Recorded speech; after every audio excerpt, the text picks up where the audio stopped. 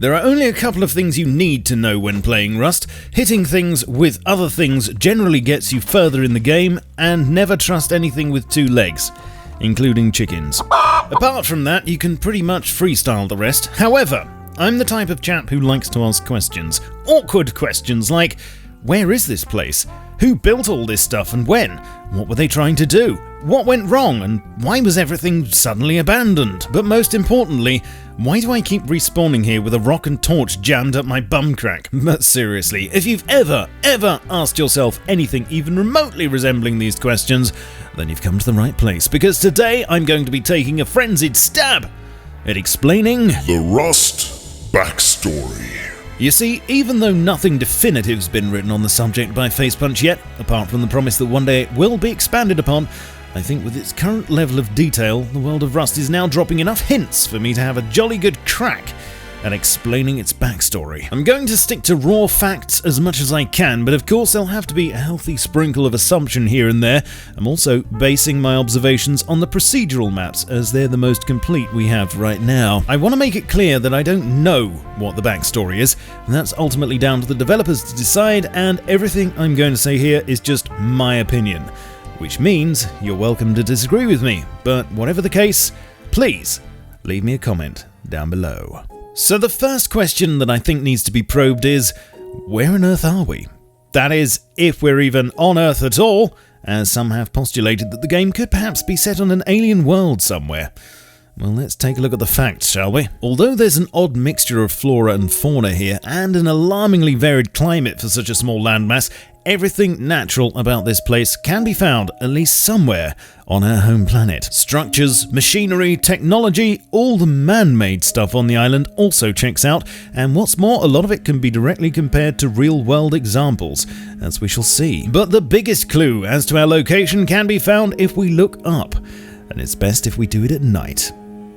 That's better. You see, back in April of 2015, a new night sky was added to Rust, complete with accurate constellations, and having examined them carefully, I can confirm that they all match up exactly with what you'd expect to see from the viewpoint of an observer on Earth. So I think it's safe to assume that is indeed where we're supposed to be. But why stop there? Because using these, we can narrow things down even further, and by pinpointing the location of the North Star, Polaris, the point around which the whole night sky revolves, we can estimate our latitude with a fair degree of certainty. Let's take this north-facing view of the night sky in Rust as an example. We'll mark out the horizon and where due north was in this shot. Then, with a bit of squinting, it's possible to start tracing out constellations. Once we've located a few, it's a simple process to work out the position of Polaris, which it turns out has to be about here, below the horizon. This means that, according to the evidence, and assuming this is deliberate, Rust Island must be located in the southern hemisphere, and by comparison with simulations, about 10 degrees south of the equator. Therefore, on a map of the world, it has to lie at a point in the ocean somewhere along this band, and at least far enough away from any other land masses for them not to be visible. Figuring out its longitude is a different story, however, as unfortunately we have no way of comparing in-game time to anything else, but we'll be coming back to this later. For now, I want to concentrate on the human activity that's polluted this rather silly but savage corner of paradise, and this can be broken down into two distinct time periods. The first would be the past, covering the construction of the island's monuments and facilities all the way up until their eventual abandonment. And the second would be the here and now, characterized by the arrival of survivors on its shores being overseen by some sort of organization conducting research, dropping supplies, and regularly trying to murder them. So let's start at the beginning, as is usually best, and try to deduce who built all of this and when. Probably the oldest signs of human activity on the island must be the mine shafts, and although I'm struggling to pin a date on them, they could have been either an unrelated attempt to hoover up the island's mineral wealth in the past and were simply repurposed in places later on, or were used as a cover to excavate the underground facilities without attracting unwanted attention. The jury's still out on this one, I'm afraid, but looking at the rest of the structures and facilities here, and judging by their style and state of decay, they all seem to have been built at around the same same time and by the same entity. There's a power plant, train yard, harbours, a large Horton sphere tank, and an airfield, but there's also an underground military complex, satellite dishes, and a rocket launch site. So whatever the purpose of all this was, there seems to have been both military and scientific elements to it. Also, many of the monuments contain pockets of highly localized radiation and look as if they were abandoned in a hurry with a limited attempt to salvage machinery and materials, and I'll get to that in a bit. But when was this all constructed? Can we pin any dates on it? Well, judging by the level of decay on these structures, at the time that we as players finally arrive on the scene, I'd say they must be at least several decades old. But there are actually a number of clues here that help us not only to narrow down a time frame for construction, but that also hint at who, at least in part, was involved here. This is the Aniva Lighthouse, situated on a chunk of rock off the south coast of the island of Sakhalin, which is situated to the east of Russia. It's an abandoned 7-story edifice built by the Japanese in 1939, but claimed by Russia during World War II, who then modified it to be powered by a small atomic reactor. This is what the lighthouses of Rust Island are based on, and interestingly, it's just the start of a pattern. Next, the bus stops are a slightly modified version of this example found in the city of Taraz in Kazakhstan, and which is just one of a number of unusual public transportation anticipation shelters which were built in that part of the former Soviet Union during the Cold War. One of the more recent additions to the island, the launch site, is, as many have correctly pointed out, based very closely on parts of the Baikonur Cosmodrome, again in Kazakhstan, built by the Soviet Union during the Cold War in the late 1950s, and the rocket that's seemingly ready to go on the launch pad, as well as the half-finished ones in and around the factory, are almost exactly the same design as Russian Proton rockets, even down to the style of the logo. Phones, computers, decor, and machinery within the office complex all hint strongly towards being installed sometime in the 1970s, and labels on the shelves that house old reels of tape have date ranges between 1980 and 1986. Finally, if that wasn't enough, the trucks found scattered around the island are all variants of the ZIL-131, a Soviet army truck built in Russia between 1966 and 1994. Okay, so you say, that's settled then. It was the Russians and it was a Cold War project. Well, yes and no. You see, this is where things start to get a little bit complex. I've deliberately left the sedans until last, and although there are no badges or number plates here, these are almost identical to the 1990 model Ford Crown Victoria produced in the United States. But that aside, the biggest enigma here must be that if indeed this was a Russian operation, why is everything in English? If this place was inhabited and run by Russian speakers, why is there not a single Cyrillic letter on the entire island? Yes, there may be an obvious concentration of Russian technology, there's even plenty of vodka in the sperm kit, but whoever was working and going about their daily business here read English, typed English, and going back to the sperm kit, most tellingly used dollars. Now, there are only a few English-speaking countries that use a type of dollar, most notably the US, Canada, Australia, and New Zealand, but from the spelling of the word centre here, I'd say it's most likely to be the first. Here's the issue though, because from what we've already seen, these facilities seem to have been constructed during the Cold War era, with the most recent technology, the sedans, being from around the time it ended. Unless we invoke some form of alternate history, I think it's highly unlikely to find such a unique mix of Russian and American technology and culture at the time these facilities must have been constructed. Exactly what was going on here? Well, first of all, it might help if we can establish the purpose of this whole operation and what they were trying to achieve, and this is one reason why I'm comfortable making this video now, because since the launch site arrived, it brought with it a lot more information. This place is called the Cobalt Space Center, and that name crops up again and again. Cobalt seems to have been an American scientific organization of some kind, with its fingers in many pies. For instance, survey meters modeled for use by the scientists are based almost exactly on CDV 700/715s made by Victorine in Cleveland, Ohio, but here manufactured by Cobaltine for the Federal Civil Defense Authority. It seems that these have been salvaged from stock on the island, as inspection dates on the site only go up to 1991. incidentally the same year as the dissolution of the Soviet Union. Cobalt even had their own dairy farms somewhere, it seems, although I wouldn't say I'd want to use their milk in my tea. But it's the posters in the office blocks that really enlighten us about what they were trying to do, and I've broken these into two sets. First of all, a new kind of nuclear propulsion technology was obviously being worked on, hence the rockets, and although it's not clear whether any were actually launched, the plans seem rather ambitious. Interplanetary, maybe even interstellar travel was envisioned. Unlike conventional rockets, nuclear-powered devices could potentially provide thrust for much longer journeys. This project had a code name too. Nova. But then there's the second group of posters, and these are the most intriguing if you ask me. Genetic research, something that's echoed on the backpack model that's currently in production. But look at what sort of things they were trying to accomplish. Regeneration of dead organisms. At least that's what I'm reading from this. Were they trying to do this with radiation, perhaps? Something that says yes is that on some of these we see the classic Rust logo, based of course on the universal radiation warning symbol used the world over and meant to represent activity radiating from an atom. It's this last poster which presents the biggest mystery though. Cobalt employee rewards, featuring a smart, smiling chap with glasses and an impressive soup strainer, his eyes curiously obscured by wear.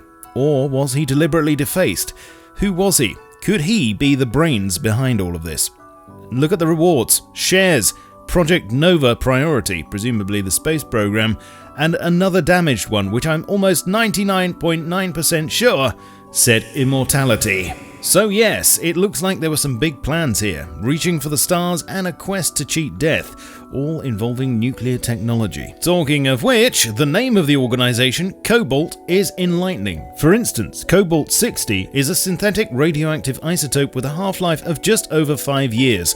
It's an intense gamma-ray emitter which has a number of uses, including mutagenesis, which would involve using radiation to help alter DNA. And this would tie in with the obvious genetic research that was going on somewhere. But there's another far more dangerous use for Cobalt. You see, way back in the mid-20th century, a scary new type of hypothetical nuclear weapon was dreamed up. Although technically difficult, a conventional nuclear bomb could be salted with Cobalt to create an extremely dirty doomsday device that would leave large areas contaminated and uninhabitable for decades. Although, as far as is publicly known, none of these have ever definitely been built, there have been a few mentions in works of fiction, most notably Dr. Strangelove, a 1964 black comedy by Stanley Kubrick that satirized fears surrounding a Cold War nuclear conflict between the Soviet Union and the United States. The film ends with the worst-case scenario and the supposed extinction of all life on Earth. Cheery. In the Bond film Goldfinger, a scheme to contaminate the gold at Fort Knox with some kind of dirty bomb, possibly containing cobalt, is thwarted in the usual fashion, and in the 1970 film Beneath the Planet of the Apes, an ancient nuclear cobalt bomb is detonated, again leading to everyone on the planet dying. Spoilers! Interestingly, one of the characters in the film is called Nova. Coincidence? Maybe. The point is that these things never really end well unless James Bond is involved, but as we know, certain parts of Rust Island's facilities are contaminated with some kind of long-term radiation, and Cobalt seems to be a likely candidate. Anyway, now we come to the present day, and what do we have? On the one hand, a group of people of unknown origins who constantly respawn on the island's beaches, and on the other hand we have airdrops, attack choppers, Chinooks, Bradley, and the good old scientists. And it's this second group that I want to take a closer look at first. As far as I can tell, the airdrop plane is a Lockheed C-130 Hercules, manufactured in the US since 1954 and used primarily by the United States Air Force. The attack chopper is a Bell UH-1Y Venom, also known as a Super Huey, produced in the US and used by the US Marine Corps since 2009. The Boeing CH-47 is the most recent addition, and of course good old Bradley, also produced in the US and used mostly by the US Army. I'm sure, like me, you can see a pattern developing here, and I think it's reasonable to conclude that all of these, including the scientists who seem to be so interested in the island these days and have distinctly American accents, are in fact part of or backed by the US government. Which leaves one final question. When is now? The present time where we find ourselves? Well, actually, that's startlingly easy to answer. for server admins at least. If you are one, simply go to the console on a freshly wiped server and type day, then month, and finally year. Yes, Rust is set to begin on the 10th of May 2024. I'm not sure what the significance of this date is exactly. That's something I've yet to find out. But having considered all of this, what do I think happened? And what's going on now? Well, this is my best guess at the moment of what the backstory could be, and I'll preface it by saying this is just a possible explanation, not necessarily the one that Helk has in mind, plus it's subject to change depending on what else is revealed in the future. In the 1960s, a brilliant but maverick American scientist, whom we shall call Dr. Gordon Newman, became fascinated with nuclear energy and beneficial applications for radioactive isotopes. During his research, he made a series of discoveries, leading him to believe that cobalt could hold the answer to many of mankind's problems. He became convinced that not only could it be harnessed to provide an incredibly efficient and powerful new form of propulsion, but that it could also open up fresh possibilities in the field of genetic engineering. However, by the mid-70s, despite being the owner of a large scientific corporation, named after his beloved Cobalt, that had even won contracts to supply equipment to the Federal Civil Defense Authority, some of his ideas, especially those regarding potential immortality, were considered too outlandish by the scientific community of his day, and he was unable to secure the government backing needed in order to take his research to the next level. Frustrated by the attitudes of his countrymen and determined to see his vision of a better future realized,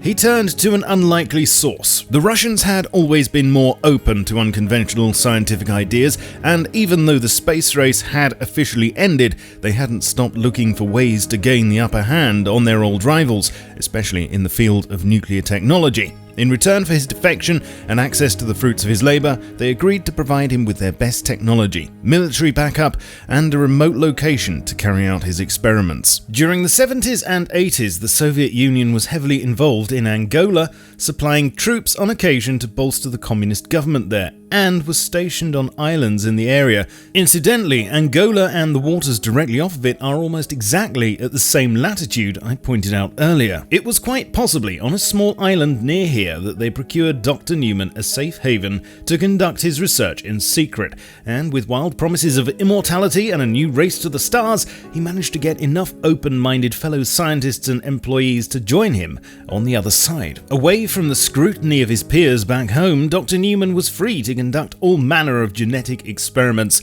in the island's depths, but when it came to his plans for immortality, whilst there were some promising results with plants, even regenerating completely dead specimens in some cases, for reasons that evaded him, trials with a number of different animal species were less than successful. Above ground, meanwhile, the other side of his research was bearing fruit.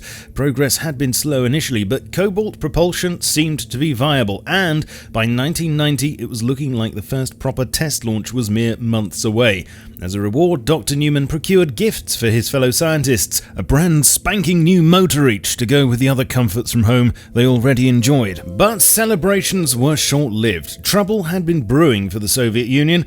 Across Europe, a political domino effect had been set in motion which eventually led to its dissolution in December 1991. With the resulting political upheaval, many projects were scrapped, Russia's space program was put on hold, and Dr. Newman's funding suddenly dried up.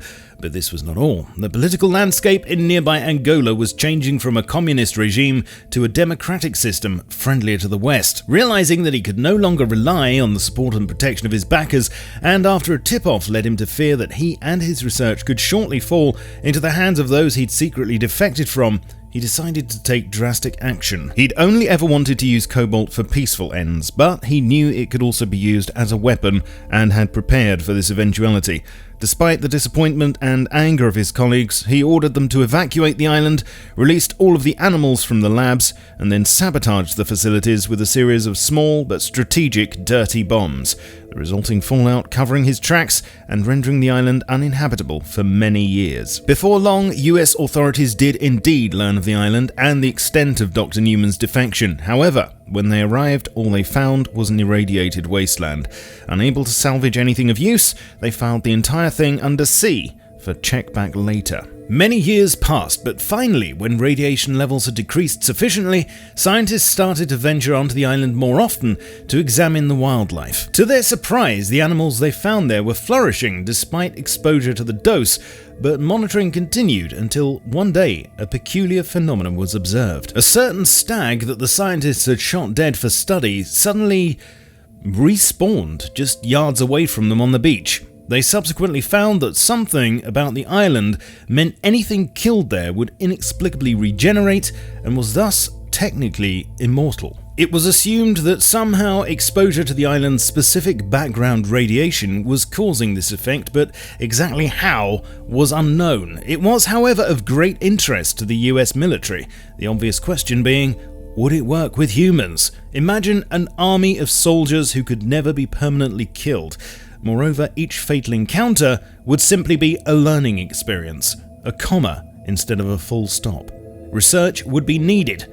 Research on humans. The plan going forward was simple yet brilliant. With a burgeoning prison population, the US had no shortage of test subjects. Selected inmates serving life sentences were given a stark choice: stay where they were or take part in the Rust program, an opportunity to live out the rest of their lives on a remote island codenamed Hapis, Turkish for prison.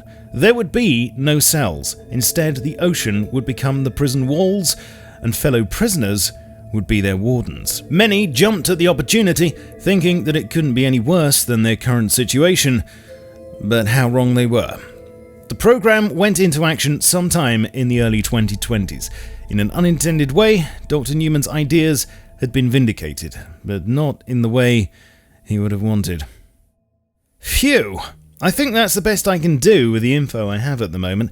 I might have oversimplified some things, and later changes to the game may well prove me completely wrong, but I would just like to spend a few moments now tying up some loose ends. First of all, some of you may remember the original Rust music, which contained Russian voices talking about some kind of incident, and the speculation is that this was in some way related to the backstory. Well, I'm afraid to say that's not true. The song in question, Faces of War by Atrium Carceri, was produced in 2009 and used samples from a completely unrelated conflict from the First Chechen War. I've seen plenty of theories over the years that the setting of Rust is post-apocalyptic and that something big has affected the wider world and led to the current situation. Now, while I can't rule something like this out completely, there doesn't appear to be any direct evidence of that on the island, and judging by the scientists and their military backup, society still seems to be functioning to a good degree. Something else that isn't entirely clear at the moment is the identity of the scientists themselves. Are they completely unrelated to the original experiments on the island, or could they still be in some way affiliated with the Cobalt organization? Something that says maybe is that their uniforms are all cobalt blue. Is this just a coincidence? Another common observation I've seen made is that the island might be irradiated because of an accident at the nuclear power plant. To which I'd say, what nuclear power plant? This one is actually coal-fueled. There are no reactors here. But there is plenty of coal. Even if it was though, that wouldn't explain why the radiation is concentrated in such isolated pockets. On the subject of monuments, I haven't mentioned the junkyard, but like the water wells scattered around, it appears to be a later monument, or at least added to by survivors due to the abundance of chopper bodies and the like. There are, however, a few aspects of the island that are difficult to explain, but that I believe could all be related. Firstly, there's the strange matter of such a wide range of temperatures on such a small island, especially if it's so close to the equator. Then there's the fact that somehow power is still being generated, with lights working in many places. And lastly, if this was some kind of military and scientific outpost far from civilization, and with potentially hundreds of staff working here, where did they all live? There's literally no accommodation anywhere on the island. Anywhere on the island, that is, and this is where I feel there's a lot we still don't know about what lies beneath. It's true that there are many closed-off areas, especially in the military tunnels, and many locked doors behind which all sorts of secrets could be hiding, and I believe this is where people on the island were living. But could there be more to it? And I might be going out on a limb here, but perhaps deep beneath the soil, power is still being generated by something. Could there be some kind of nuclear plant down there? Another offshoot of Dr. Newman's research? Maybe some device that, as a byproduct, heats one side of the island and cools the other? That may explain the temperature differences we see, although, like everything I've said, that's just a theory. A rust theory. So what are your thoughts? No doubt you have your own ideas. Much of this is open to interpretation, of course, and I'd love to hear yours, so please leave me a comment down below. In any case, one day, according to the roadmap, flesh will start being put on the bones of Rust's backstory, so we can always just wait for that. Come and join me on Twitch, Twitter, Discord, and my Steam group. And if you like what I'm doing here on the channel, then please also consider supporting me on Patreon. Links are in the description, and I shall catch you all soon. But in the meantime, keep calm and stay rusty. Cheerio.